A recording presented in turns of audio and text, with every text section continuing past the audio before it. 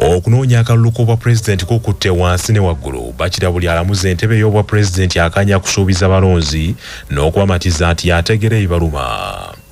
Akutte bendera y'NRM Gen. Yoweri Kaguta Museveni Tibwabulwa asuubizza ab'omu disitulikiti ya Arua ne West Nile nti agenda kubakolera enguudo, okubazimbira amalwaliro, amasomero n'ebirala n'okulaakulanya ekibuga kya Arua.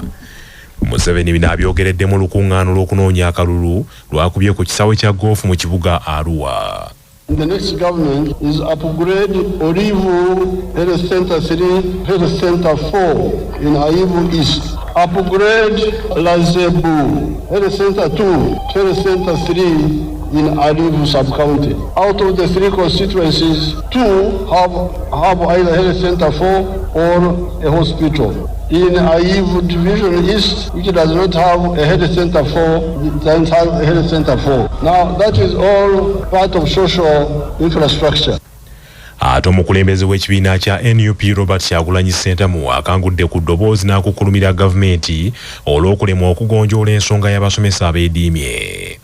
Kyagulanyi asinzidde mu disitulikiti y'e Butebo mu buvanjuba bw'eggwanga ne yeewuunya olw'abaana abakeera okugenda okusoma kyokka ne baviirayo awo olwa gavumenti okulemwa okwongeza abasomesa omusaala gwe yabasuubiza. Corruption yafuuka enterprise, corruption yafuuka business. Kakati njagala bagamba kino. Ezo sente zemulaba bwe baba tebakyasobola zibba enguudo z'omu Uganda yonna nga kuliko n'enguudo za Butebo zonna zisobola okukolebwa mu myaka 3 years.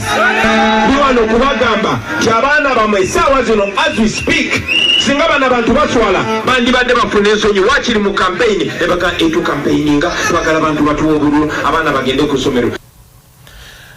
Kyagulanyi era akungiriza obwavu bwasanze mu bitundu by'e Butebo abaayo nti bakyayambala n'engoye ez'ebituli n'abasuubiza nti gavumenti yegenda kubimalawo. Ate akutte bendera ya FDC ku bwa pulezidenti James Nathan Nandala-Mafaabi atuuyanya okutuuka mu nkambi y'e Rwanda ku kyalo ky'e Kapukwata mu disitulikiti y'e Kweni, poliisi bwe musuulidde emisanvu mu kkubo era okutuuka yatambuza bigere. Nandala-Mafaabi bw'atuuse mu nkambi eno erimu amaka gasukka mu 2 bamulombojjedde ennaku gye bayitamu okuva ne baasengulwa ku kyalo kyabwe ekiri mu nsozi za Elgon ng'aba Uganda Wildlife Authority ettaka lye baaliko baagala okulifuula ekkuumiro ly'ebisolo by'omu nsiko.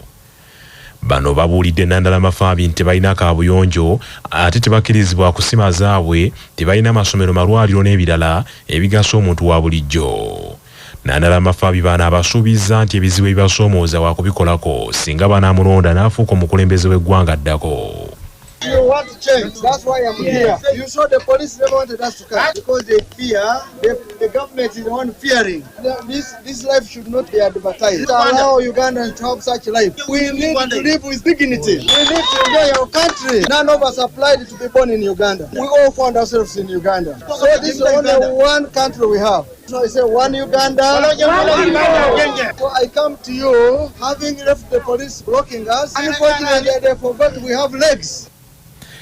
Olwaliwo Nandala-Mafaabi alumazeeko ng'atalaga disitulikiti okuli Kweni ne Buko. Ebyo nga biri bityo poliisi etegeezezza nti tegenda kukkiriza munnabyabufuzi n'omu naddala abanoonya akalulu ak'obwa pulezidenti okuteeka enkuŋŋaana zaabwe mu bisaawe by'amasomero kisobozesa abayizi abatandise ebibuuzo by'akamalirizo okubimalako nga tebatataganyiziddwa.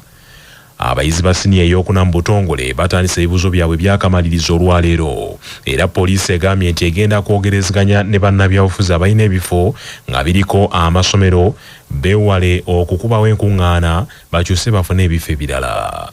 Omwogezi wa poliisi mu ggwanga Lusooka Ekituuma ategeezezza bannamawulire ku kitebe kya poliisi e Naggulu nti baakukwatagana ne bannabyabufuzi ku nsonga eyo.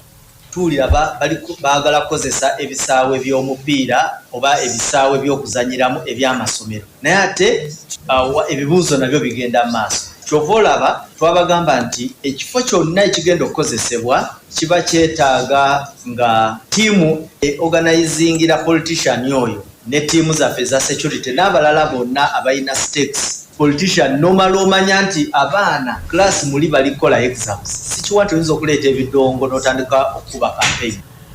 Mu ngeri emu poliisi etegeezezza nti mu ssabbiiti 2 ezisoose ez'okunoonya akalulu k'obwa pulezidenti zitambudde bulungi era okutwalira wamu tebatataganyiziddwa nnyo ng'abo ebyokwerinda wadde nga mu bitundu ebimu ebaddeyo bumulumulu.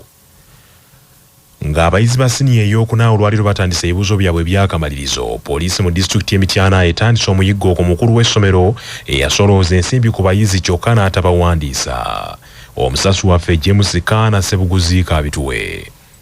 Poliisi gwewenja ye Henry Semakula nga ye mutandisi w'essomero lya Bismarck High School mu kibuga Mityana. Kigambibwa nti ono yasolooza ensimbi emitwalo 27 ku buli muyizi ali mu kibiina ekyokuna ku ssomero lino era ng'ensimbi zino zaali zakweyambisibwa okwewandiisa n'ekitongole kya UNEB olwo bakkirizibwa okutuula ebigezo byabwe ebyakamalirizo. Baabwe ekitegerekese nti Semakula ono kino teyakikola. Kati olwaleero ng'abayizi mu siniya ey'okuna mu ggwanga lyonna batandika ebigezo byabwe ebyakamalirizo, abayizi ku ssomero lino batubuulidde nti bakanze kulinda omukulu w'essomero lyabwe abatwale mu kifo gye balina okukolera ebigezo nga buteerere, ng'ono akaseera katuuse n'amasimu go ag'omu ngalo n'agaggyako. Omu ku bayizi abali mu mbeera eno gwe twogeddeko naye atubudde nti baatandika okwekengera omusomesa waabwe ono olunaku lwe baatandika okumubuuza wa gye bagenda okukolera ebigezo ng'amatema ntengo. Zaali ssaawa 10 ez'ekiro n'agamba agenzi ku UNEB.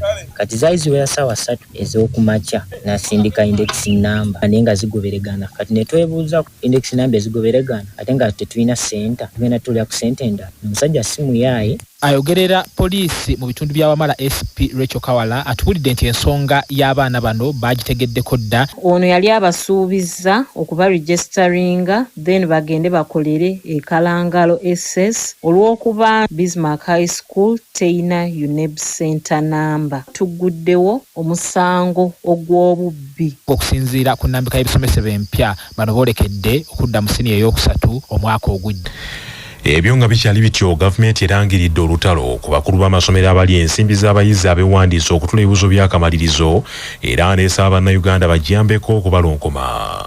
Gavumenti egamba nti ebibuuzo bya siniya ey'okuna ebyakamalirizo bibadde bitandise bulungi wabula ate kibakubye enkyukwe okuwulira nti eriyo abayizi abataatudde ebibuuzo bino olw'abakulu b'amasomero okulya ensimbi z'abayizi ez'okwewandiisa.